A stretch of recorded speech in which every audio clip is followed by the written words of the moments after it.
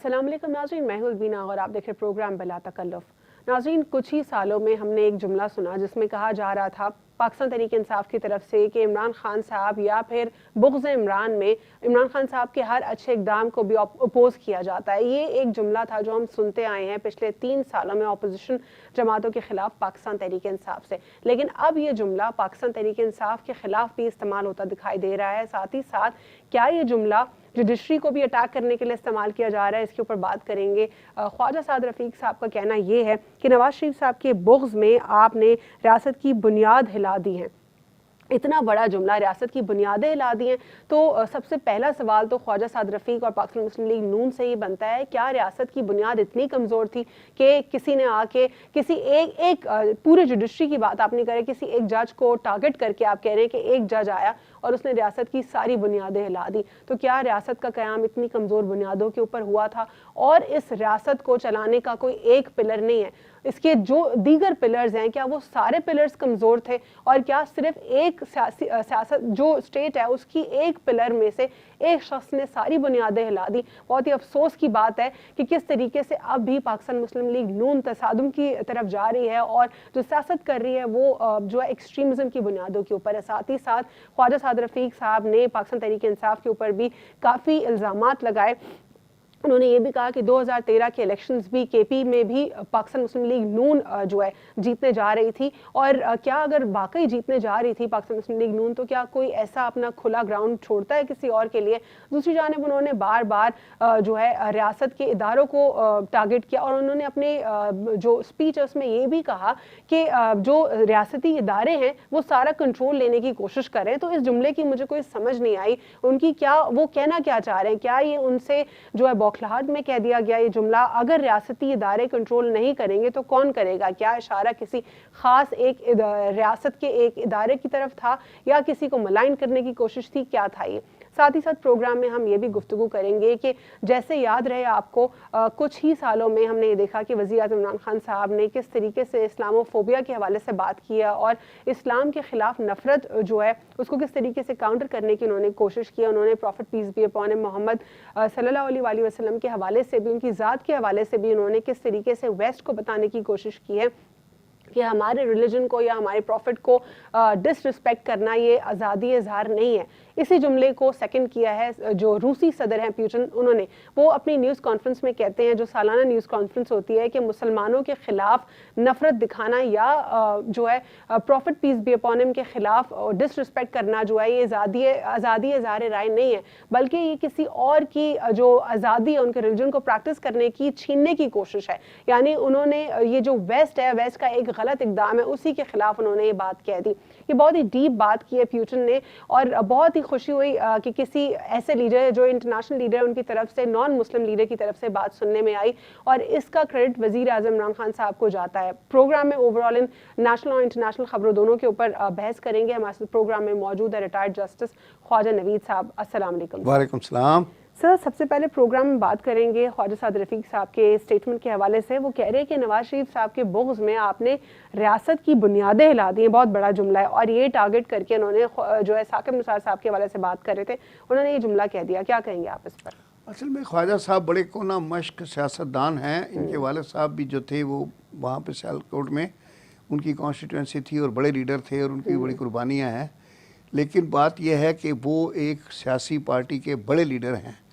तो जब आप एक सियासी पार्टी के बड़े लीडर होते हैं तो आपकी कोशिश होती है अपनी पार्टी को प्रमोट करना और अपनी पार्टी को डिफेंड करना, और अपने पार्टी के मुखालफिन जो हमारे यहाँ जो ट्रेंड है सियासत का भी हो गया है अनफॉर्चुनेटली, उसमें मुखालफिन के कपड़े उतारना या टोपी उछालना, पगड़ी उछालना। तो अब ये जाहिर है वो इतने सीनियर सियासतदान हैं, लेकिन अपनी सीनियरिटी के साथ साथ ये भी उनकी ड्यूटियाँ हैं।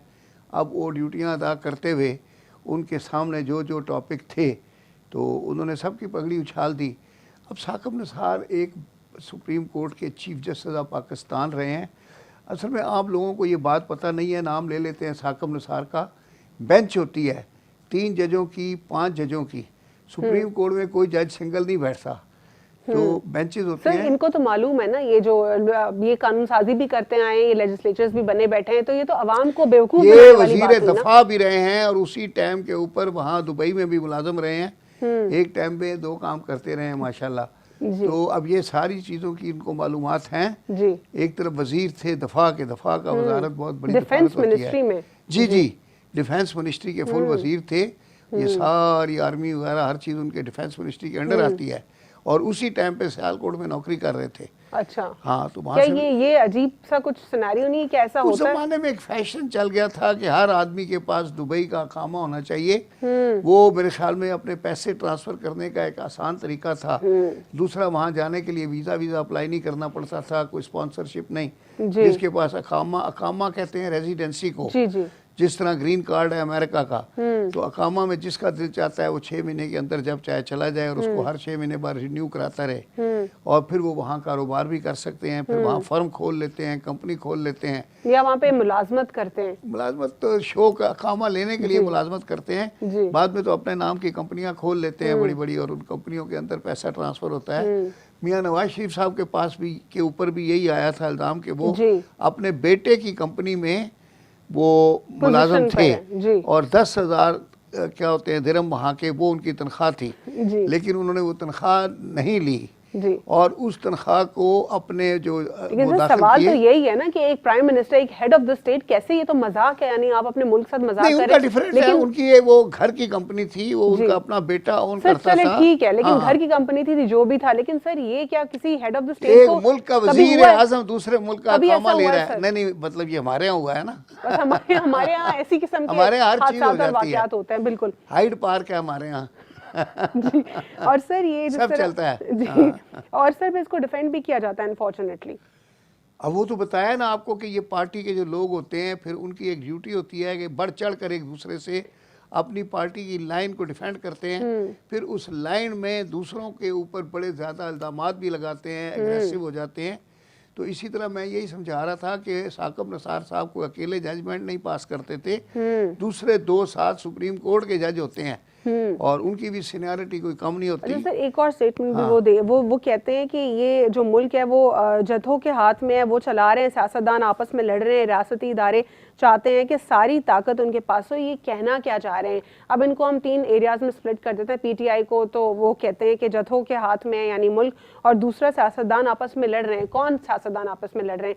क्या पाकिस्तान पीपल्स पार्टी, पाकिस्तान मुस्लिम लीग नून और मौलाना साहब ये सब आपस में लड़ रहे हैं? अपेरेंटली कहते हैं कि हम पीडीएम में हैं और हुकूमत को गिराने की कोशिश कर रहे हैं, लेकिन लड़ कौन रहा है? सभी आपस में लड़ रहे हैं। तो यानी ये खुद ही ये स्टेटमेंट दे रहे। तीसरी तरफ वो कह रहे हैं कि इदारे चाहते हैं कि सारी ताकत उनके पास रहे। तो किसके पास होगी फिर? ये किस इदारे की तरफ? नहीं, देखिए, अब सियासतदान आपस में तो नहीं लड़ रहे, बल्कि ये बड़े मुत्तहिद हुए हुए हैं। और सेनेट इंतखाबात में लड़े ना ये लोग। अच्छा, सेनेट इंतखाबात में तो लड़ाई नहीं हुई, बल्कि वो पैसों की रेस हुई है। हॉर्स ट्रेडिंग के अलावा, लेकिन हॉर्स ट्रेडिंग के अलावा आपको याद होगा पीएमएलएन और पीपल्स पार्टी किस कदर एक दूसरे के साथ लड़ाई हुई।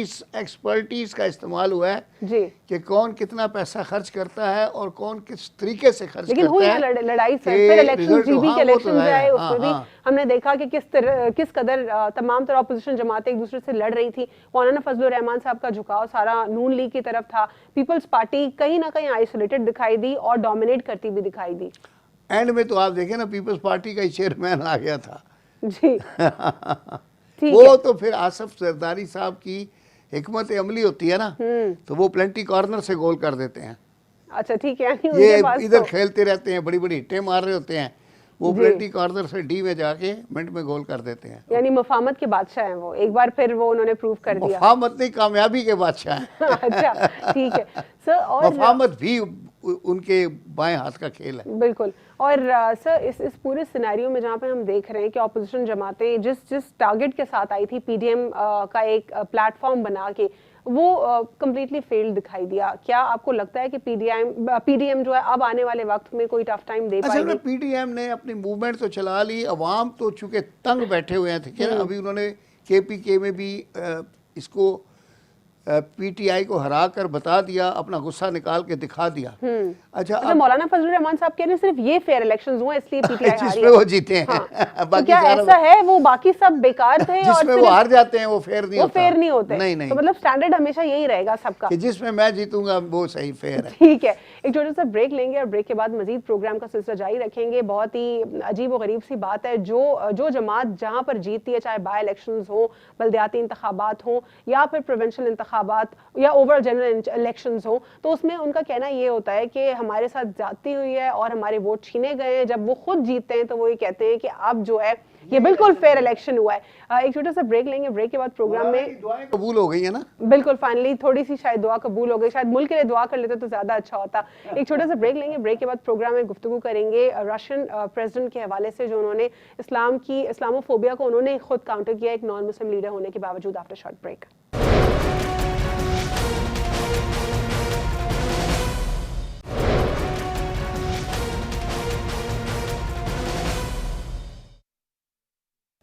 Welcome back after short break. नाज़रीन, ब्रेक से कबल हम प्रोग्राम में गुफ्तगू कर रहे थे ख्वाजा साद रफीक साहब के स्टेटमेंट के हवाले से, जहां पर उन्होंने काफ़ी क्रिटिकल स्टेटमेंट दिए और उनके स्टेटमेंट जो है सेल्फ कन्फ्यूजन क्रिएट कर रहे हैं और उन्हीं के ऊपर सवालात भी रेस कर रहे हैं। अब प्रोग्राम में मज़ीद गुफ्तगू करेंगे रूसी सदर पुतिन के हवाले से। उन्होंने अपनी न्यूज़ जो कॉन्फ्रेंस है, सालाना न्यूज़ कॉन्फ्रेंस, उसमें एक स्टेटमेंट रिलीज़ किया है जिसमें वो कहते हैं एक नॉन मुस्लिम लीडर होने के बावजूद उन्होंने क्लियरली कहा है कि किसी के मज़हब की तौहीन करना या नबी अकरम सल्लल्लाहु अलैहि वसल्लम की तौहीन आज़ादी का इजहार नहीं बल्कि मजहबी आज़ादी की खिलाफ वर्जी है। यानी उन्होंने इस बात को क्लियरली कहा है कि अगर आप prophet peace be upon him को डिसरिस्पेक्ट करते हैं तो ये आप किसी किस्म की फ्रीडम ऑफ स्पीच नहीं है, बल्कि आप उल्टा वॉयलेशन करें, किसी को उसका दीन प्रैक्टिस करने से जो है रोकने की कोशिश है या उसमें कोई खलल पैदा करने की कोशिश है।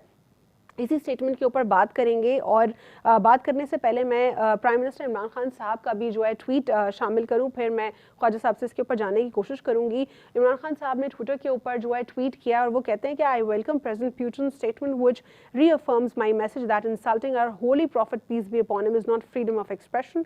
We Muslims, especially Muslim leaders, must spread this message to leaders of the non-Muslim world to counter Islamophobia. जी सर, बहुत ही खुशी की खबर है। मैं तो पुतिन को इस बात के ऊपर अपनी तरफ से, अपनी पूरी कौम की तरफ से सलाम पेश करता हूँ। बिल्कुल सर, कि उसने एक गैर मुस्लिम होकर सच्ची बात की है और उसने मेरे भी आंखों में आंसू आ गए थे जब मैंने पुतिन का डिटेल न्यूज़ कॉन्फ्रेंस के स्टेटमेंट्स पढ़े। तो हक और इंसाफ की बात की है और उसने ये कहा कि फ्रीडम ऑफ प्रेस इसको नहीं होता कि आप किसी दूसरे के मजहब को और या उनको डिसरिस्पेक्ट करें। नबी करीम सल्लल्लाहु अलैहि वसल्लम को, वो तो रहमतुल आलमीन है, वो पुतिन के लिए भी हैं, हमारे लिए भी हैं, सबके लिए हैं, मुसलमानों के लिए नहीं है सिर्फ, सबके लिए रहमतुल आलमीन है। तो इसने एक अच्छी बात की है और शुक्र है और मैं उसका शुक्रिया अदा करता हूँ अपनी तरफ से भी, पूरी कौम की तरफ से भी। और इमरान खान साहब ने तो पहले ही कर दिया है उसको अप्रिशिएट। और इमरान खान का अपना भी शुरू से नजरिया यही है, हर मुसलमान का यही है। बिल्कुल सर, मैं इसी जुमले के ऊपर आने लगी। बात ये कर दी पुतिन ने, ये कह दिया कि चूंकि एक बड़े मुल्क के सरबराह की तरफ से है, लीडर ने कहा ये जो छोटे यूरोपियन मुल्क हैं, फ्रांस जैसे, जो इसको समझते हैं कि भाई ये आज़ादी इजहार राय है, ये आज़ादी इजहार राय नहीं होता, ये बदतमीजी है, बिल्कुल बदतमीजी और किसी का राइट छीनने के मुतरादिफ है ये बात। और ये इस बात को और भी क्लैरिफाई किया, जिस तरह हम देख रहे हैं डेनमार्क में क्या होता चला आया है, स्पेन में क्या होता चला है मुसलमानों के खिलाफ, उसी तरह फ्रांस का बार बार एक बिल्कुल ही स्टूपिड सा एक इनिशिएटिव लेना, इसमें जो है उनको एक क्लियर मैसेज जा रहा है एक नॉन मुस्लिम लीडर की तरफ से कि आप क्या कर रहे हैं, आप वॉयलेशन कर रहे हैं, आप फ्रीडम ऑफ एक्सप्रेशन नहीं है ये, यानी कि आप वॉयलेट कर रहे हैं। बल्कि देखो अल्लाह का सिस्टम, देखो अल्लाह का कानून के वो जो डेनमार्क वाला था वो कार में जल के मर गया। बिल्कुल हमारे यहाँ जो है वो यही मज़हब, हमारे मज़हब में है कि वो जहन्नुम में आग में जलाया जाएगा, वो इस दुनिया में अल्लाह ने उसको आग में जला दिया। बिल्कुल, जहन्नम जाने का इंतजार ही नहीं किया, इधर ही उतार दिया जी, जहन्नम रसीद कर दिया। जी सर डेफिनेटली सर, जिस तरह हम इस मौजू के ऊपर बात कर रहे हैं तो इसमें मैं खान साहब को ज़रूर क्रेडिट देना चाहूँगी, चाहे इसमें लोगों को ये लगे कि एक सहाफ़ी हो के मैंने बोल दिया, तो इसमें मैंने सहाफ़ी हो के सच्ची बात की है, क्योंकि हमारे ऑपोजिशन वाले अक्सर नाराज़ रहते हैं मुझसे सर कि जहाँ पे मैं सच्चाई को सपोर्ट कर जाती हूँ उनको लगता है कि शायद खान साहब की मैंने जो है तारीफ़ कर दी है, क्योंकि पिछले कई सालों में हमें कोई ऐसा लीडर नहीं मिला, या शायद हिस्ट्री में हमें कोई ऐसा लीडर नहीं मिला जिसने वेस्ट को मुखातिब करके इस्लाम के हवाले से या इस्लाम के खिलाफ जो आवाज़ें उठी हैं उसको काउंटर करने की कोशिश की। खान साहब एक वाहिद लीडर है। तो ये पिछले सालों में जो उन्होंने कोशिशें की हैं यूएन के प्लेटफॉर्म पर हो या इंटरनेशनल फोरम्स के ऊपर हो, तो क्या आपको लगता है कि उसी की एक काविश है जो अब पुतिन ने स्टेटमेंट दिया है? नेचुरली देखिए ना, एक माहौल पैदा किया है तो पुतिन को भी हौसला हुआ है बात करने का। यानी इसको कहते हैं कि मतलब आपने उनको एक वो दिया है, कहते हैं फूड फॉर थॉट दिया है। उन्होंने इस पॉइंट के ऊपर बात की कि भाई एक मुसलमान कौम इस बात के ऊपर कंसर्न है होती है जी, तो उसको उन्होंने एड्रेस किया है। बिल्कुल सही, ये जबरदस्त पॉइंट है जहाँ पे हम बात करें कि डायलॉग या डिबेट से ही किस तरीके से आपके इश्यूज रिजॉल्व हो सकते हैं, और हमें डिबेट और डायलॉग के थ्रू ही हमारे लीडर्स को एक काम करना है वो इंटरनेशनल प्लेटफॉर्म के ऊपर, ताकि जो है इस पूरे ओवरऑल सिनेरियो को दिखाएं और बात करें इसके ऊपर। और सर, जिस तरह हमने पिछले कई प्रोग्राम्स में भी गुफ्तगू की थी जहाँ पर मुसलमानों के राइट्स को डिप्राइव करने की कोशिश की गई, यूएन एक टेक्निकली एक ऐसा इंस्टीट्यूशन है, एक ऐसा इदारा है जहाँ पे वो बात करते हैं ह्यूमन राइट्स की, एनिमल राइट्स की, ग्लोबल वार्मिंग की, लेकिन मुसलमानों के साथ जो ममालिक बुरा कर रहे हैं, जो वेस्टर्न कंट्रीज़ है, यूरोपियन कंट्रीज़, उसमें वो ऑलरेडी उसके मेंबर्स भी हैं, फ्रांस है, डेनमार्क है, स्पेन है, तो ये कैसा दोगला स्टैंडर्ड है?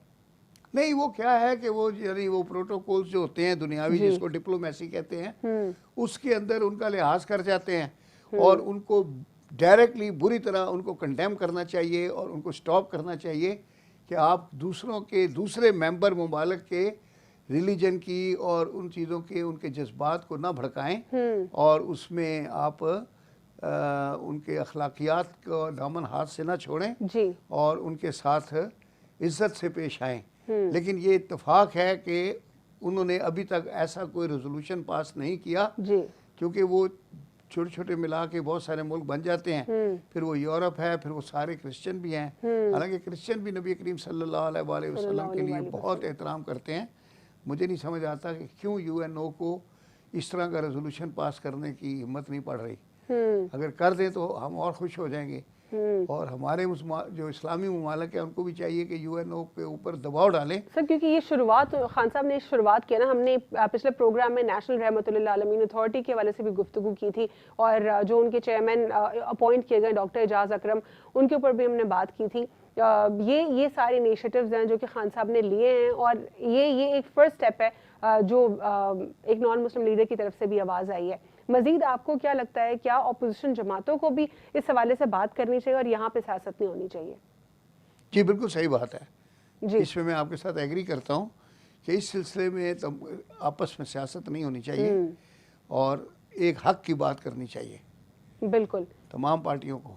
सर, और मजीद आपको क्या लगता है कि इसमें जिस तरह नेशनल रहमतुल्लिल आलमीन अथॉरिटी का क़याम तो हो चुका है, और मजीद कौन सा ऐसा टूल है जहाँ पे हमें जो है इसको काउंटर करने की ज़रूरत है, इस्लामोफोबिया को किस तरीके से हम काउंटर कर सकते हैं और क्या क्या स्टेप्स ले सकते हैं हम? देखिए, स्टेप्स तो यही हैं, बेसिकली प्रोपेगेंडा ही होता है ना, वो भी हमारे खिलाफ कोई कुल्हाड़ी लेके नहीं आते, बेसिकली प्रोपेगेंडा करते हैं, तो हम उसको प्रोपेगेंडा से ही काउंटर कर सकते हैं। और वो जो हमारी आपने बताया कि नेशनल रहमतुल्लिल आलमीन अथॉरिटी के जो चेयरमैन अपॉइंट किए हैं, वो खुद भी काफ़ी किताबों के मुसन्नफ़ भी हैं, आर्टिकल्स भी लिखते हैं, तो यही आर्टिकल्स लिखने से, प्रेस कॉन्फ्रेंसेस करने से, और अगर सेमिनार वगैरह कराए जाएं इंटरनेशनल लेवल पे, तो उससे इस्लाम को ज़्यादा से ज़्यादा जो उसमें जो नॉन मुस्लिम्स कंट्रीज़ हैं उनमें इंट्रोड्यूस किया जा सकता है। क्योंकि देखिए, बात यह है कि इस्लाम तो एक बहुत बड़ा मज़हब है और इसके बहुत फॉलोअर्स हैं, और अब ये कि एक डिटेल से उनको समझाने की ज़रूरत है, और बहुत अरसे से वो इस्लाम दुश्मनी के चक्कर में बचपन से गलत बातें सुनते आए हैं, तो अब उसका ब्रेन वॉश करना पड़ता है। उसके लिए फिर ये रहमतुल्लिल आलमीन जो अथॉरिटी है, इनके पास फंड्स भी हैं, और ये चेयरमैन भी कह रही हैं पढ़ा लिखा है, तो फिर अल्लाह करे कि ये कोई इस तरह से कोई नए स्टेप्स लें, कोई पॉलिसी बनाएं, सिर्फ टाइम पास ना करें। जिस तरह मौलाना फजलुर रहमान कश्मीर कमेटी के चेयरमैन थे पता नहीं 10 साल तक, तो उन्होंने कश्मीर को कभी देखा भी नहीं, और उल्टा कश्मीर का वो सवाल करते हैं खान साहब से आके, आर्टिकल 370 या 25A जो आर्टिकल्स रिवोक हुआ है उसके ऊपर वो कहते हैं कि ये तो आपकी वजह से हो गए। मौलाना ने कुछ किया हुआ होता कश्मीर कमेटी में 10 साल जी, तो आज ये हालात वहाँ ना होते। अच्छा, वो तस्लीम नहीं कर पा रहे हैं, वो कह रहे हैं कि मैं तो था जब तक मैं चेयरमैन था, किसी को हिम्मत नहीं कोई आर्टिकल रिवोक करने की। हाँ, वैसे वो मौलाना की अपनी दहशत है, पता नहीं वहाँ भी होगी, लेकिन अगर उस वक्त कोई होमवर्क किया होता तो आज ये निम्मत हिम्मत उनकी ना होती। Exactly sir, this is the main concern. इसी के ऊपर मैंने ऑपोजिशन से भी बहुत बात की है कि अगर पिछले 10 सालों में कुछ हो चुका होता, कोई पॉलिसी बन चुकी होती, कोई एग्जीक्यूशन होने लगती, कुछ मालूम होता एजेंडा, तो किसी को हिम्मत नहीं होती कि वो आके ये करते। वो डर और खौफ में जो खान साहब क्योंकि बहुत वोकल थे कश्मीर के हवाले से, मुसलमानों के राइट्स के हवाले से, तो उन्होंने आके जल्दी से एक स्टेप ले लिया कि अब तो यहाँ पे कोई मौलाना फजलुर रहमान साहब बैठे हुए नहीं है, तो कहीं ये कुछ बेहतरी ना कर लें, हम पहले से ही कुछ बुरा कर लें। हाँ, जो उनका एक नेगेटिव प्लानिंग थी जी, वो एक्चुअली करना क्या चाहते हैं कि कश्मीर की जो आबादी है उसको माइनॉरिटी में कन्वर्ट करना रेफरेंडम, चाह फेक रहे हैं। रेफरेंडम करवाना चाह रहे हैं। पहले माइनॉरिटी करेंगे फिर करेंगे। उन्होंने देखे ना, पहले से वहाँ कानून था कि कोई नॉन कश्मीरी वहाँ पे प्रॉपर्टी नहीं खरीद सकता। बिल्कुल, इन्होंने जो आर्टिकल 370 रिवोक किया है, तो उसकी हाँ, वजह यही है कि वो सारे लोग जो हैं आके प्रॉपर्टी ले लें। जी। अब इंडिया से तो एक से एक अमीर आदमी है, बिल्कुल, और कश्मीर की प्रॉपर्टी तो कश्मीर वो जो वैसे ही अंबानी बिजनेसमैन है वही काफी है एक एक उनके अकेला लिए। सारी ले लेगा। जी बिल्कुल, तो यानी ये वहाँ स्ट्रैटेजी सिर्फ थी। अंबानी नहीं है, टाटा भी है, बिरला भी है, बिल्कुल, बहुत सारे अंबानी हैं, बहुत सारे, पैसा है। बिल्कुल। तो सर ये जो हम पूरा एक स्टांस देख रहे हैं जो कि एक आर्टिकल को रिवोक किया गया, उनसे उनकी जो उन्हीं के लैंड के ऊपर उनके राइट्स थे उसको उनसे छीना गया, तो ये सारा सिनेरियो बहुत ही हमारे लिए खतरनाक है, जो कि एक मोदी की ऑलरेडी प्रिपरेशन है, स्टार्ट हो चुकी है। क्या आपको लगता है कि इस पे जरा क्विकली जवाब दे दें कि शायद यूएन जाग जाए और कोई बेहतरी आए इसमें? नहीं जी, यूएन तो नहीं जागा अभी तक भी, और ये वो कश्मीर के लोगों का जो एहतजाज है, आज पता नहीं 400 कितने दिन हो गए हैं जी, वो बेचारे मैसूर हुए हुए हैं और ये सारा कुछ बर्दाश्त कर रहे हैं। ठीक है, और उसमें देखें उनके कारोबार पे पाबंदियां, घर से निकलने पर पाबंदियां, रोज आए दिन की हड़तालें, उनके दुकानें बंद, फंडामेंटल राइट्स की वायलेशन है, उनका फाइनेंशियल यानी कत्लेआम है, बिल्कुल सर, माशी कत्ल कहते हैं ठीक है जिसको। सर। एक छोटा सा ब्रेक लेंगे, ब्रेक के बाद प्रोग्राम का सिलसिला जारी रखेंगे और बात करेंगे साकिब निसार साहब के एक और स्टेटमेंट के ऊपर, जहां पर वो साकिब निसार साहब को कड़ी तनकीद का निशाना बना रहे हैं और वो ये भी कह रहे हैं कि साकिब निसार साहब के खिलाफ कंटेम्प्ट ऑफ कोर्ट होना चाहिए, यानी जो चीफ जस्टिस ऑफ पाकिस्तान थे उन्हीं के हवाले से वो जो है बात कर रहे हैं। After short break.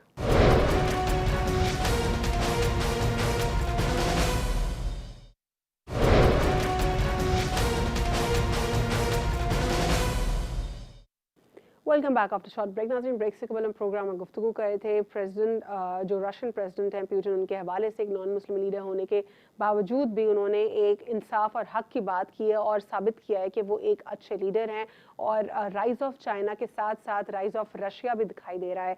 अब प्रोग्राम में मज़ीद हम गुफ्तगू करेंगे साकिब निसार साहब के हवाले से। जो साद रफ़ीक साहब, उन्होंने एक कंट्रोवर्शियल स्टेटमेंट रिलीज़ किया। वो कहते हैं कि साकिब निसार साहब के खिलाफ कंटेम्प्ट ऑफ कोर्ट होनी चाहिए। जी ख्वाजा साहब।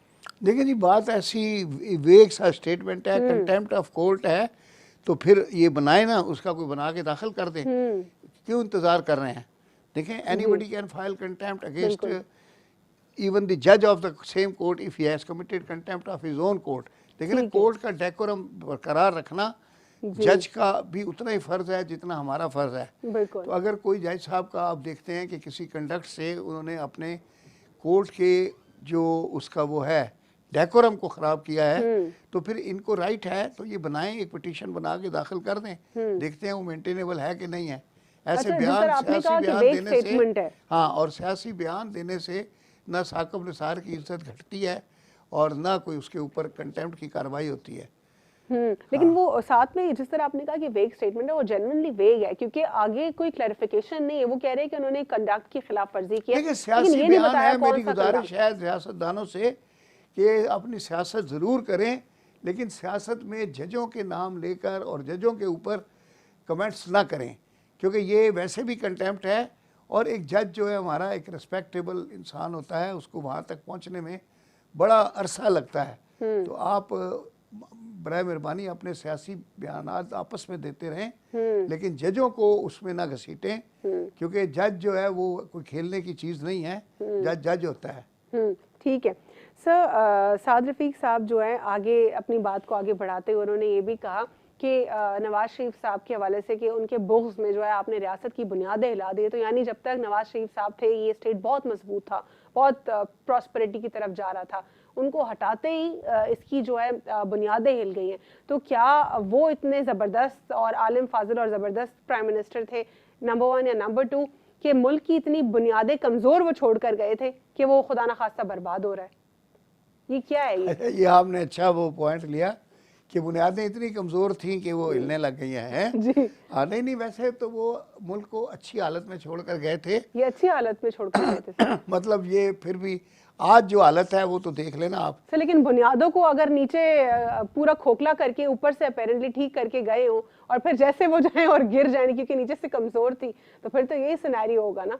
खुद कह दिस रहे इज हैं एन अदर इंटरप्रिटेशन। हाँ जी, खुद कह रहे हैं। खुद कह रहे हैं कि खोखला हो गया है। हाँ, तो खोखला करके कौन गया है? तो यही तो सवाल है सर, खोखला कौन करके गया है? तो वो कह रहे हैं कि जब खुद ही हुकूमत आप करके गए हैं, तो यानी इसका मतलब इतनी कमजोर आप छोड़कर गए थे रियासत, तभी तो वो गिर रही है। अब वो अगला आने वाला बंदा परेशान है कि कहाँ कहाँ से खोखला है मुल्क, किधर यानी किधर से आपका दुरुस्त मतलब है कि इन्होंने ऊपर से सुर्खी पाउडर लगाया हुआ था, बिल्कुल बिल्कुल अंदर से मामला खत्म था। बिल्कुल यही हुआ है सर। तो सुर्खी पाउडर लगा के छोड़ गए। धोखा दिया है बिल्कुल। पूरे लोगों को धोखा दिया। जिस तरह सर बहुत सारे केसेस होते हैं ना, ऊपर से जो है वो मेकअप करके और जब वो मेकअप धुलता है तो वो कुछ और होता है अनफॉर्चुनेटली। तो ये वही सिनेरियो पाकिस्तान के साथ भी किया है सर। मजीद वो इसके ऊपर और भी क्लैरिफिकेशंस वो दे रहे हैं। वो ये कह रहे हैं कि केपी हमारा था और 2013 में भी केपी में हम रूल करने वाले थे। वो तो नवाज शरीफ साहब ने कहा कि नहीं नहीं पीटीआई कर ले। किस किस्म का जुमला है सर, ये क्या है? इस तरह होता है क्या? नहीं तो नहीं, उस दूसरे जमाने में कुछ टाइप की बात हुई लड़ रहे थी। उस जमाने में कोई इस तरह की बात हुई थी जी कि नवाज शरीफ साहब चाहते थे कि सबको शेयर मिले और स्टेबल गवर्नमेंट। उनकी तो फेडरल गवर्नमेंट थी ना, जी उन्होंने परवाह नहीं की कि सूबे में कौन आना चाहता है कौन है, उसको इनको करने दिया था। तो क्या है नहीं उनको डोनेट कर दिया? मगर उस वक्त डोनेट तो नहीं किया। देखिए वो जो आपस में आखिर बैलेंस में जो होता है। नहीं नहीं, आखिर में जो होती है जिसमें एक दूसरे की सीटें खींचते हैं, खरीदते हैं, आज़ाद उम्मीदवारों को ठीक, शामिल जी, करते जी। हैं, फाटा के उसमें उम्मीदवारों को उन्होंने करते हैं, रिलीफ दे दिया। उसमें उन्होंने हल्का हाथ रख दिया। उन्होंने कहा भाई इनको खुद बनाने दो लेकिन अपनी सर गवर्नमेंट। प्रैक्टिकली मुझे ये बात भी हजम नहीं होती, क्योंकि जहाँ पे एक सीट में या एक बाय इलेक्शंस की भी जब बात होती है, तब तो जो साथ में बिल्कुल खड़े होते हैं यूनाइटेड होके, वो एक दूसरे के हरीफ, सियासी हरीफ बन जाते हैं। पीडीएम का सिनेरियो ये आप देख लेना, तमाम तर जमातें एक साथ खड़ी हुई, इलेक्शंस होते हैं, सब उस वक्त नवाज शरीफ साहब को ना वो इतने माशाल्लाह कॉन्फिडेंट थे कि उन्होंने कहा कोई फर्क नहीं पड़ता, बेशक एक सूबे की गवर्नमेंट इनको दे दो ताकि ये भी मसरूफ हो जाएं, थोड़ा सा अच्छा काम कर लें। तो हाँ, इनको आजमाने के लिए दिया था। और उसके बाद फिर उनको तो नहीं पता था कि वो फौरन ही बेचारे खुद अकामा को तनख्वाह ना लेने की वजह से फारग हो जाएंगे। ठीक है। ये अच्छा, तो इसको भी बड़ा किसी को वो पता ही नहीं था। इसको भी बड़ा कैश करते हैं। मरियम बीबी भी अक्सर यही कहती है कि अपनी कंपनी से तनख्वाह ना लेने पर हमारे वालिद को फारिग किया, वो ये कहती है। तो आपके वालिद हेड ऑफ द स्टेट थे, वो कोई मुलाजिम नहीं था पाकिस्तान के, वो हेड ऑफ द स्टेट थे। तो क्या ये बात समझ नहीं आती है? जानबूझ के नहीं समझी पॉइंट है। अब जाती। चूंकि सुप्रीम कोर्ट का उस पर वर्डिक्ट आ चुका है, लेकिन एक्चुअली बात तो ये है कि वो कंपनी में भी मुलाजिम नहीं थे। कंपनी उनकी अपनी फैमिली की थी, उनके सब अपने मैं बेटे दोबारा की से वही थी। बात करूंगी, लेकिन चाहे उसमें फैमिली पॉइंट बिजनेस हो उन्होंने या ये फिर लिया आपको कि ऑनरी ये पोजीशन दी भी हो, लेकिन कोई और प्राइम मिनिस्टर या प्रेसिडेंट किसी मुल्क का कोई ऑनरी पोजीशन भी लेगा या अपनी फैमिली ग्रुप में वो अपने फैमिली बिजनेस में क्या वो हाँ, वो नाम तो ये डलवाएगा? हाँ आइन में भी है कि जब आप कोई इस तरह के पब्लिक ऑफिस लेते हैं बिल्कुल, तो आपको फौरी तौर पे अपने प्राइवेट बिजनेस से सारे छोड़ देने डिसॉल्व चाहिए। करने होते हैं, Yes. खत्म करने होते हैं। You सर have ये to मैं leave इसी it. पॉइंट के ऊपर आने वाली थी कि लॉ में ये बात बहुत ज्यादा क्लियर है, उसके बावजूद फिर आखिर क्यों? क्योंकि जब हम ब्रिटिश कॉन्स्टिट्यूशन पढ़ते हैं या फिर हम जो है ओवरऑल अमेरिका का कानून पढ़ते हैं, जो लॉ स्टूडेंट्स होते हैं वो दोनों का कंपैरिजन करने के लिए उनको पढ़ाया जाता है एलएलबी में, तो उसमें सबके अपने लॉज होते हैं। लेकिन हमारा लॉ यही है क्लियर, जो अभी आपने बताया, नहीं कर सकते। इसके ऊपर भी बहस हो रही है। इसमें यह है कि बरतानिया में रिटन कॉन्स्टिट्यूशन है ही नहीं। बरतानिया में सारा प्रेसिडेंट्स के ऊपर चल रहा है, जैसे हमारा रिटन कॉन्स्टिट्यूशन है ना, आर्टिकल 1, लेकिन वो 2, पूरी जो 3, लेजिस्लेशन 4 कैसे होती है वहां उनका पे, वो सारा प्रेसिडेंट्स के ऊपर प्रोसीजर चल रहा है। जी, ब्रिटिश जो लॉ है, लेकिन लिखे बगैर वो इतना ज्यादा उस पर अमल कर रहे हैं कि आप जी। देखें कि माशाल्लाह कैसे वो वहाँ की डेमोक्रेसी चल रही बिल्कुल। है और मलका भी अच्छा, चल जब रही हम है। ब्रिटिश लॉ पढ़ते हैं और यूएस का लॉ पढ़ते हैं, फिर उसके बाद हमारा अपना जो दोनों हर जगह से मिक्सचर कहीं ना कहीं से मिल रहा होता है, हम कंफ्यूज होते हैं दोनों का कंपैरिजन करने में कि क्या ये अमेरिका के कानून के साथ चीज़ मिल रही है या बरतानिया से मिल रही है, कहाँ से मिल रही है। तो इसीलिए दोनों का हम बैलेंस नहीं कर पा रहे होते हैं। लेकिन अनफॉर्चुनेटली हमारे मुल्क में जहाँ पे एक तरफ लेजिस्लेशन देखते हैं, लेजिस्लेचर से कहते हैं कि आप कानून साजी करें, वो कहते हैं हर कानून मौजूद है, लेकिन फिर इसके एग्जीक्यूशन में भी बहुत सारे प्रॉब्लम्स आ रहे होते हैं। इस पे क्या कहेंगे? हमारा जब आइन बन रहा था सन 73 का, उसमें पहले तो मियां महमूद अली कसूरी साहब ने उस पर काफ़ी काम किया। वो उस वक्त लॉ मिनिस्टर थे, फिर वो अपनी वजूहात की वजह से उन्होंने छोड़ दिया। फिर अब्दुल हफीज़ पीरज़ादा साहब आए, उन्होंने फिर उसको कंप्लीट किया और काफ़ी उस पर मेहनत हुई थी और पूरी दुनिया के जो आइन थे उनको सामने रख के उसमें से अच्छे अच्छे पॉइंट्स लेके तो ये हमारा आइन बना था। फिर उसके बाद फौरन ही अमेंडमेंट्स आनी शुरू हो गई। अभी 17 के 18 अमेंडमेंट्स आ गई हैं। कई अमेंडमेंट्स तो ऐसी थी कि वो पूरे आइन को ही सस्पेंड कर देती थी। ठीक जी जी। तो जो तो आइन जब पास हुआ उसके शायद 2 दिन बाद ये एक अमेंडमेंट क्या आ गई थी जिसमें पूरा आइन ही सस्पेंड हो गया था, इमरजेंसी नाफिज हो गई थी। ठीक। लेकिन सर बहुत सारे अभी भी ऑर्डिनेंसेस हैं जो पूरे कानून की तरह चल रहे हैं कि पूरा वो ऑर्डिनेंसेस टाइम पीरियड से हट के प्रॉपर कानून बन गया है, वो चल रहे हैं और कितने पुराने चल रहे हैं। फिर हम कॉन्ट्रैक्ट एक्ट देखते हैं वो कितना पुराना है, फिर बाकी के सारे लॉज देखते हैं कि वो कितने पुराने, बहुत सारी तो वही ब्रिटिश एरा की चीज़ें हमें लग रहा है कि जब इंडिपेंडेंस हुई थी हमारी उस वक्त की चल रही हैं। तो क्या ठीक से लेजिस्लेशन हो रही है? 1935 के कानून के तहत हमने वो जो इंडिया का था 1935 का, उसी के तहत हमने सारे कानून पाकिस्तान को जो थे वो लीगलाइज किए थे। जी। लेकिन तो सर आपको लगता है अभी कि हमें नए कवानीन जो है, यानी कवानीन तो हम इतने ज़्यादा बना रहे हैं लेकिन बात यह है कि एग्जीक्यूशन नहीं है, उनके ऊपर अमल दरामद नहीं है। ठीक है। तो कानून तो बनाना अगर जो है, अमल दरामद ठीक होता तो रियासत की बुनियादें भी ना हिलती सर। ये बात दुरुस्त कह रही हैं आप। जो वो कह रहे हैं ना, एक तरफ कह रहे हैं रियासत की बुनियादें हिल गई हैं, ख्वाजा साहब कह रहे हैं, ख्वाजा साद रफीक साहब, और दूसरी तरफ वो ये कह रहे हैं कि जो सियासी इदारे हैं वो सारी ताकत लेने की कोशिश कर रहे हैं। सियासी इदारों की बात कर रहे थे या किसी सियासी एक इदारे की बात कर रहे थे? वो ख्वाजा साहब की सियासी विजडम काफ़ी अच्छी और मैच्योर है सर, लेकिन ये स्टेटमेंट्स मैच्योर हैं? अब वो मैंने आपको पहले ही बताया कि सियासतदानों को अपनी पार्टी को डिफेंड करने के लिए बाज़ औक़ात हर तरह का स्टेटमेंट देना पड़ता है, तो वो फिर लूज स्टेटमेंट भी आ जाता है, लेकिन उनकी सियासी विजडम से इनकार नहीं है। ख्वाजा साद रफ़ीक बड़े कोना मश्क सियासतदान हैं।